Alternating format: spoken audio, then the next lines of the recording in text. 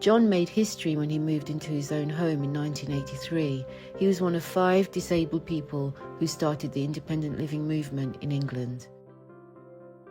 In the late 1980s, we said, all we want is to live in an ordinary street with ordinary people in the local community. We wanted to live the life we thought was best, and we wanted to make the decisions about our lifestyle in the way we wanted.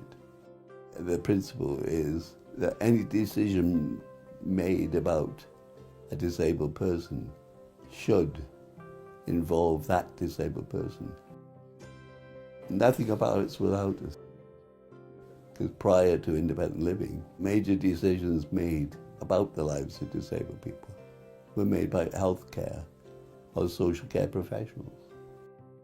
I was always, in a sense, a bit of a rebel, or somebody who didn't always fit into the usual norm, and sometimes I felt quite different from some of my fellow school friends and peers in terms of my passions and my likes, my interests.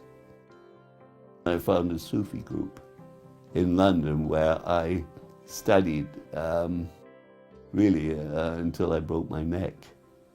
And that Sufi approach transformed my life. It was a group of us. We ended up going to New Mexico, so we would build our own places to live. And 4 months into that project, I went to an Indian ceremony in Arizona. And when I returned, I started doing exercises in the morning, like I did a lot of the time, but I was basically just tired and didn't have the concentration levels I should have had, and consequently broke my neck. Freedom was a very important part of my life, and going into a residential home just represented imprisonment to me. And then I managed to meet a few other residents there who thought similarly to me. And then we decided to set up Project 81, because 1981 was designated as the United Nations Year for Disabled People. And we thought that would be a good way of making publicity about what we wanted to do. So in 1983, everything I'd been working for, or we had been working for, became reality. I moved out, moved into this flat, just felt so uplifted. But it was like that was another beginning, because then that was the beginning for us trying to develop independent living. It was a lot of hard work and a lot of passion.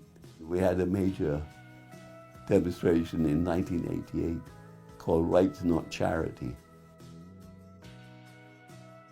In 1989, 6 of us from the UK joined together with over 80 other severely disabled people, all living independently from about 18 different countries. And that's where we formed the European Network of Independent Living.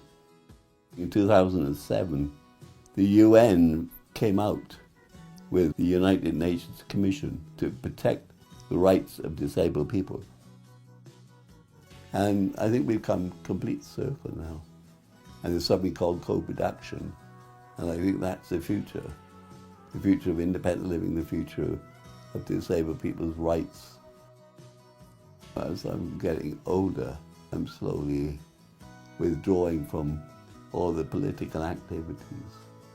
I need to spend more time with Jana, my wife.